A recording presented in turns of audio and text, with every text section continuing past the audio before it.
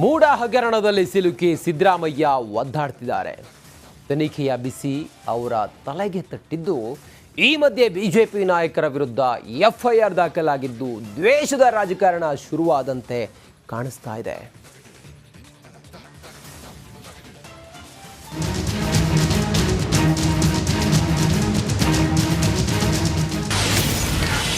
ರಾಜ್ಯದಲ್ಲಿ ನಡೀತಿದ್ಯಾ ದ್ವೇಷದ ರಾಜಕಾರಣ. ಬಿಜೆಪಿ ನಾಯಕರ ವಿರುದ್ಧ ಎಫ್ಐಆರ್ ದಾಖಲು.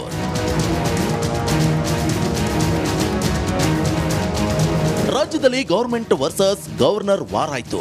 ಇದೀಗ ರಾಜ್ಯ ಸರ್ಕಾರ ವರ್ಸಸ್ ವಿಪಕ್ಷ ನಾಯಕರ ನಡುವೆ ವಾರ್ ಶುರುವಾದಂತಿದೆ. ಸಿದ್ದರಾಮಯ್ಯ ಕೊರಳಿಗೆ ಮೂಡ ಹಗರಣದ ಉರುಳು ಸುತ್ತಕೊಂಡಿದೆ. ಹೀಗಾಗಿ ಹೆಜ್ಜೆ ಹೆಜ್ಜೆಗೂ ಸಿಎಂ ಎಚ್ಚರಿಕೆಯಿಂದ ಇದ್ದಾರೆ. ಈ ಮಧ್ಯೆ ಬಿಜೆಪಿ ನಾಯಕರ ವಿರುದ್ಧ ಸೈಲೆಂಟ್ ಆಗಿ ಸಮರ ಸಾರಿದ್ದು ಎಫ್ಐಆರ್ ದಾಖಲಾಗಿದೆ.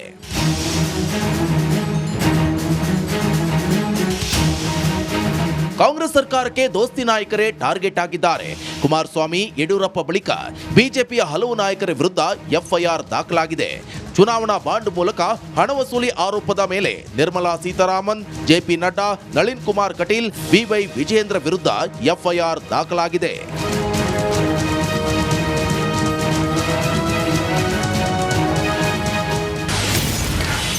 ಯಾವ್ಯಾವ ಸೆಕ್ಷನ್ ಅಡಿ ಎಫ್ಐಆರ್? ಐಪಿಸಿ ಸೆಕ್ಷನ್ 384 ಅಡಿ ಸುಲಿಗೆ ಪ್ರಕರಣ, 120 ಬಿ ಅಡಿ ಅಪರಾಧಿಕ ಒಳಸಂಚು, 34 ಅಡಿ ಕೃತ್ಯಕ್ಕೆ ಸಮಾನ ಉದ್ದೇಶ. ಬೆಂಗಳೂರು ತಿಲಕ್ ನಗರ ಠಾಣೆಯಲ್ಲಿ ಕೇಸ್ ದಾಖಲಾಗಿದೆ. ಚುನಾವಣಾ ಬಾಂಡ್ ವಿಚಾರವಾಗಿ ದೂರುದಾರ ಆದರ್ಶ್ ಅಯ್ಯರ್ ಎಂಬುವರು ಕೋರ್ಟ್ ಮೆಟ್ಟಿಲೇರಿದ್ರು. 42ನೇ ಎಸಿಎಂಎಂ ನ್ಯಾಯಾಲಯದ ಆದೇಶದ ಮೇರೆಗೆ ಎಫ್ಐಆರ್ ದಾಖಲಾಗಿದ್ದು ಬಿಜೆಪಿಗರಿಗೆ ಹೊಸ ತಲೆನೋವು ಶುರುವಾಗಿದೆ.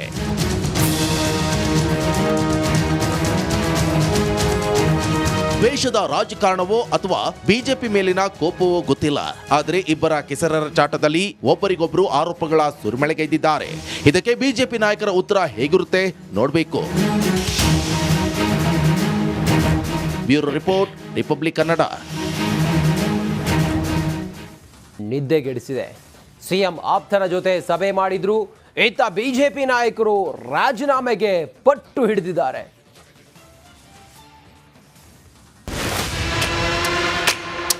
ಸಿದ್ದರಾಮಯ್ಯ ಈ ರಾಜ್ಯ ಕಂಡ ಅಪರೂಪದ ಪ್ರಾಮಾಣಿಕ ರಾಜಕಾರಣಿ. ಅವರು ಗೌರವಯುತವಾಗಿ ರಾಜೀನಾಮೆ ಕೊಡು. ಒಳ್ಳೆ ರಾಜಕಾರಣ ನೀವು ಎಫ್ಐಆರ್ ದಾಖಲಾಗಿದೆ. ನಾವು ತನಿಖೆಯನ್ನು ಎದುರಿಸ್ತೀವಿ ಅಂತ ಘಂಟಾಘೋಷವಾಗಿ ಹೇಳಿದ್ದಾರೆ ಸಿದ್ದರಾಮಯ್ಯ ಸಾಹೇಬ್.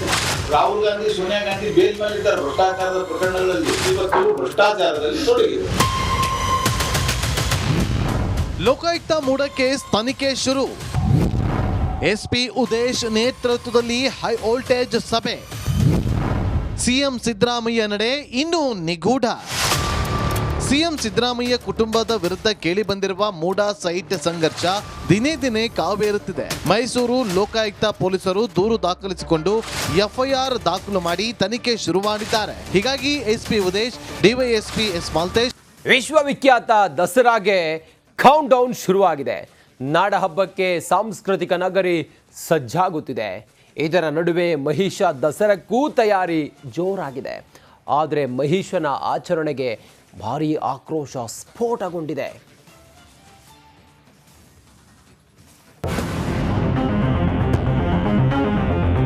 Count down.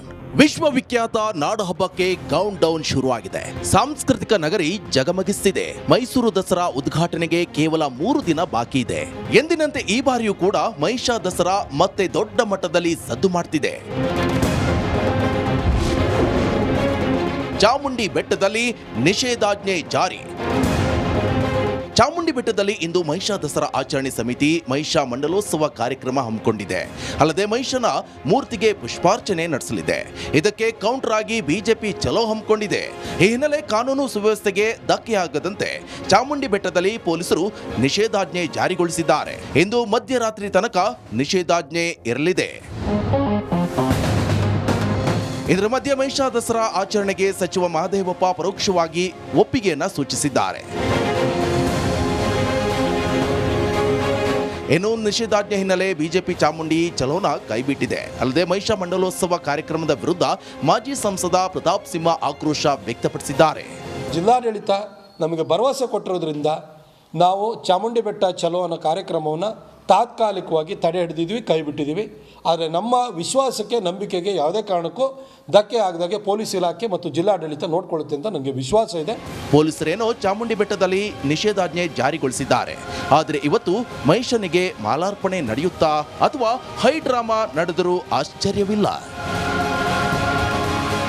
ಸಚಿನ್ ಜೊತೆ Vinod Padwarhalli, republic Kannada, Mysuru. Chamarajanagar DYSP Mathew Thomas ನೇತೃತ್ವದಲ್ಲಿ 4 ತನಿಖಾ ತಂಡಗಳ ರಚನೆಯಾಗಿದೆ. ಎಲ್ಲ ಅಧಿಕಾರಿಗಳ ಜೊತೆ ಇವತ್ತು ಲೋಕಾಯುಕ್ತ ಎಸ್ಪಿ ಸಭೆ ನಡೆಸಿದ್ರು. ದಾಖಲೆಗಳ ಪರಿಶೀಲನೆ ನಡೆಸಿದ ಅಧಿಕಾರಿಗಳ ತಂಡ 1-2 ದಿನ ದಾಖಲೆ ಪರಿಶೀಲಿಸಿ ತನಿಖೆಯನ್ನ ಆರಂಭ ಮಾಡಲಿದ್ದಾರಂತೆ. ಈ ಮಧ್ಯೆ ಎಫ್ಐಆರ್ ದಾಖಲಾದರೂ ಸಿಎಂ ಸಿದ್ದರಾಮಯ್ಯ ನಡೆ ಮಾತ್ರ ನಿಗೂಢವಾಗಿದೆ. ಇಂದು ಸಿಎಂ ಮೈಸೂರು ನಿವಾಸಕ್ಕೆ ನಗರಾಭಿವೃದ್ಧಿ ಸಚಿವ ಬೈರತಿ ಸುರೇಶ್ ಹಾಗೂ ಕಾನೂನು ಸಲಹೆಗಾರ ಪೊನ್ನಣ್ಣ ಭೇಟಿ ನೀಡಿ ಮಾತುಕತೆ ನಡೆಸಿದ್ದಾರೆ. ಪೊನ್ನಣ್ಣ ನಮ್ಮ ಲೀಗಲ್ ಅಡ್ವೈಸರ್ ಅಲ್ವಾ, ಅವ್ರ ಜೊತೆ ಚರ್ಚೆ ಮಾಡ್ತೀವಿ, ದಿನ ಚರ್ಚೆ ಮಾಡ್ತೀನಿ ನಾನು. ಪೊನ್ನಣ್ಣ ವಿಶೇಷವಾಗಿ ಬಂದಿಲ್ಲ, ಎವ್ರಿಡೇ ಇಷ್ಟು ಡಿಸ್ಕಷನ್ಗೆ ಇದ್ವಿ. ನಾನು ಮೈಸೂರಿನಲ್ಲಿ ಇದ್ದಲ್ಲ, ಅದಕ್ಕೆ ಬಂದಿದ್ದೆ. ಹಂಗೆ ಅವ್ರ ಕಾನ್ಸ್ಟಿಟ್ಯೂನ್ಸಿಗೆ ಹೋಯ್ತೆ.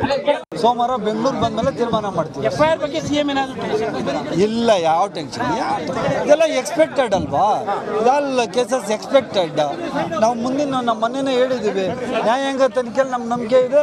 ಮುಂದೆ ಏನಾಗ್ತದೆ ಆ ತೀರ್ಮಾನದ ಮೇಲೆ ನೋಡೋದು. ಕುಮಾರಸ್ವಾಮಿ ಅವ್ರು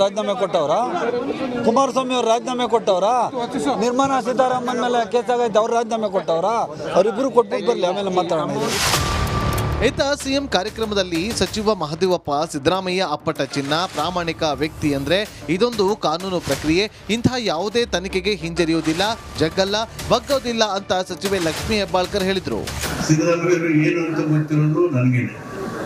ಅವರು ಅಪ್ಪಟ ಚಿನ್ನ, ಯಾವುದೇ ಸ್ವಾರ್ಥಕ್ಕಾಗಲಿ ಲಾಭಕ್ಕಾಗಲಿ ಎಂದು ಟೆಂಪ್ಟ್ ಆದವರಿಲ್ಲ, ಅದಕ್ಕೆ ಉತ್ತೇಜನ ಕೊಡೋರು ಇಲ್ಲ, ನೇರ ನಿಷ್ಠೂರವಾಗಿ ಮಾತಾಡೋರು. ಸಿದ್ದರಾಮಯ್ಯ ಈ ರಾಜ್ಯ ಕಂಡ ಅಪರೂಪದ ಪ್ರಾಮಾಣಿಕ ರಾಜಕಾರಣಿ. 40 ವರ್ಷ ಇದ್ದೀನಿ ನಾನು ಜೊತೆಗೆ. ಒಂದೇ ಒಂದು ದಿನ ಉಳ್ಳವರ ಪ್ರಭಾವಕ್ಕೆ, ಹಣವಂತರ ಪ್ರಭಾವಕ್ಕೆ ಈಡಾಗಿರೋದು ನಾನು ನೋಡೇ ಇಲ್ಲ. ಎಫ್ಐಆರ್ ದಾಖಲಾಗಿದೆ, ನಾವು ತನಿಖೆಯನ್ನು ಎದುರಿಸ್ತೀವಿ ಅಂತ ಘಂಟಾಘೋಷವಾಗಿ ಹೇಳಿದ್ದಾರೆ ಸಿದ್ದರಾಮಯ್ಯ ಸಾಹೇಬರು. ಯಾವುದೇ ಕಾರಣಕ್ಕೂ ಹಿಂಜರಿಯೋದಿಲ್ಲ, ಯಾವುದೇ ಕಾರಣಕ್ಕೂ ಬಗ್ಗೋದಿಲ್ಲ, ಜಗ್ಗೋದಿಲ್ಲ. ನಾವು ಕಾನೂನಿನ ಪ್ರಕಾರ ಏನು ತನಿಖೆ ಆಗುತ್ತೋ ಅದನ್ನು ಎದುರಿಸ್ತೀವಿ. ಬಿಜೆಪಿಯವರು ಅವ್ರಿಗೆ ನಾಚಿಕೆ ಆಗಬೇಕು. ನರೇಂದ್ರ ಮೋದಿಜಿ ಅವರ ರಾಜೀನಾಮೆಗೆ ಒತ್ತಡ ಮಾಡಬೇಕು. ಯಾಕಂತಂದ್ರೆ 6,000 ಕೋಟಿ ಹಗರಣ ಏನಾಯಿತು, ಸುಪ್ರೀಂ ಕೋರ್ಟ್ ಛೀಮಾರಿ ಹಾಕಿ ನಿರ್ಮಲಾ ಸೀತಾರಾಮನ್ ಅವರ ಒಂದು ರಾಜೀನಾಮೆಯನ್ನು ಕೇಳಿ, ಅದೇ ರೀತಿ ಕುಮಾರಸ್ವಾಮಿ ಅವರ ರಾಜೀನಾಮೆಯನ್ನು ತಗೊಳ್ಳಿ, ನಂತರ ನಮ್ಮ ಸಿದ್ದರಾಮಯ್ಯ ಅವರ ಬಗ್ಗೆ ಮಾತನಾಡಲಿ. ಕಳಂಕ ಹೊತ್ತವರು ರಾಜೀನಾಮೆ ನೀಡಿದ್ರೆ ಗೌರವ ಹೆಚ್ಚುತ್ತೆ ಎಂದು ಕೇಸರಿ ನಾಯಕರು ಸಿಎಂ ರಾಜೀನಾಮೆಗೆ ಪಟ್ಟು ಹಿಡಿದ್ರು. ಅವರು ಗೌರವಯುತವಾಗಿ ರಾಜೀನಾಮೆ ಕೊಡೋದು ಒಳ್ಳೆಯದು. ಒಂದು ಆದರ್ಶವನ್ನು ಅವ್ರು ಹಾಕಬೇಕು. ಅವ್ರು ಕಳ್ಳರದಾರ, ಇವ್ರು ಕಳ್ಳರದಾರ, ಅವ್ರು ತಿಂದಾರ, ಇವ್ರು ತಿಂದಾರ, ನಾ ತಿನ್ನೋತ್ತಿತ್ತೀನಿ ಅಂತ ಅನ್ನೋದು ಬೇಡ. ರಾಜಕಾರಣದಾಗ ನೀವು ಸ್ವಚ್ಛಾಗಿದ್ದು ಬಿಡ್ರಿ. ಅದ್ವಾನಿಯವ್ರ ಮೇಲೆ ಬರೀ ಒಂದು 50 ಲಕ್ಷ ಇರೋದು ಬರೀ LK ಏತ್ ಬರೆದಿದ್ದ ಬೋಪರ್ ಸಗಣದಾಗ. ಏನು ಬರೆದಿದ್ರು, ಒಂದು ಡೈರಿ ಒಳಗೆ, ಜೈನ್ ಡೈರಿ ಒಳಗೆ LK ಅಂದಿದ್ದಕ್ಕೆ ಅವರು ರಾಜ್ಯಸಭಾಕ್ಕೆ ರಾಜೀನಾಮೆ ಕೊಟ್ಟು, ಎಲ್ಲಿವರೆಗೆ ಇದರಿಂದ ಮುಕ್ತ ಆಗೋದಿಲ್ಲ ಅಲ್ಲಿವರೆಗೆ ನಾನು ರಾಜ್ಯಸಭೆ ಲೋಕಸಭೆಗೆ ಪ್ರವೇಶ ಮಾಡೋದಿಲ್ಲ ಅಂತ ಹೇಳಿದರು. ಅದು ಆದರ್ಶ. ಅದಕ್ಕೆ ನಾನು ಸಿದ್ದರಾಮಯ್ಯನವರು ಕರ್ನಾಟಕಕ್ಕೆ ಒಂದು ತಮ್ಮದೇ ಆದಂಥ ಆದರ್ಶವನ್ನು ಹಾಕಬೇಕಾದ್ರೆ ರಾಜೀನಾಮೆ ಕೊಡೋದು. ಇಲ್ಲಾಂದ್ರೆ ಎಲ್ಲರೂ ಹಂಗೆ ಆಗ್ತಾರೆ, ಅವರು ಯಡಿಯೂರಪ್ಪನಂಗೆ ಆಗ್ತಾರೆ. ರಾಹುಲ್ ಗಾಂಧಿ, ಸೋನಿಯಾ ಗಾಂಧಿ ಬೇಲ್ ಮೇಲೆ ಇದ್ದಾರೆ ಭ್ರಷ್ಟಾಚಾರದ ಪ್ರಕರಣಗಳಲ್ಲಿ. ವಾದ್ರಾ ಮೇಲೆ 108 ಕೇಸುಗಳಿದಾವೆ ಭೂ ಅಕ್ರಮದ್ದು. ಎಂಟೈರ್ ಹೈಕಮಾಂಡ್ ಇಟ್ ಸೆಲ್ಫ್ ಇವತ್ತು ಭ್ರಷ್ಟಾಚಾರದಲ್ಲಿ ತೊಡಗಿದೆ. ಹಾಗಾಗಿ ಭ್ರಷ್ಟಾಚಾರದಲ್ಲಿ ತೊಡಗಿರುವುದರಿಂದ ಹೈಕಮಾಂಡ್ ಹೇಳಿದ್ರೆ ಅವ್ರು ಹೇಳ್ತಾರೆ, ನಿಮ್ಮ ಎಲ್ಲಾನು ತೆಗಿತೀನಿ ಅಂತ ಹೇಳ್ತಾರೆ ಅವ್ರು ಅಷ್ಟೇ. ಸಿದ್ದರಾಮಯ್ಯ ಹೈಕಮಾಂಡ್ ಕಮಾಂಡ್ ಇಲ್ಲ, ಲೋನು ಇಲ್ಲ. ಅದು ಇನ್ನು ಒಂದು ಕಡೆ ಲೋಕಾಯುಕ್ತ ತನಿಖೆ ಮೇಲೆ ನಂಬಿಕೆ ಇಲ್ಲ ಎಂದು ಸ್ನೇಹಮಯಿ ಕೃಷ್ಣ ಹೇಳ್ತಾ ಇತ್ತು. ಸೋಮವಾರ ಹೈಕೋರ್ಟ್ಗೆ ಅರ್ಜಿ ಸಲ್ಲಿಕೆ ಮಾಡಲಿದ್ದಾರಂತೆ. ಈವರೆಗೂ ಸಿಎಂ ಸಿದ್ದರಾಮಯ್ಯ ಜನಪ್ರತಿನಿಧಿಗಳ ಕೋರ್ಟ್ ಆದೇಶ ಪ್ರಶ್ನಿಸುವ ಕೆಲಸವನ್ನು ಮಾಡಿಲ್ಲ, ಜೊತೆಗೆ ಜಾಮೀನು ಅರ್ಜಿಯನ್ನ ಸಲ್ಲಿಕೆ ಮಾಡಿಲ್ಲ. ಹೀಗಾಗಿ ಸಿಎಂ ಸಿದ್ದರಾಮಯ್ಯ ನಡೆಯೂ ಕೂಡ ನಿಗೂಢವಾಗಿದೆ. Bureau report, republic Kannada.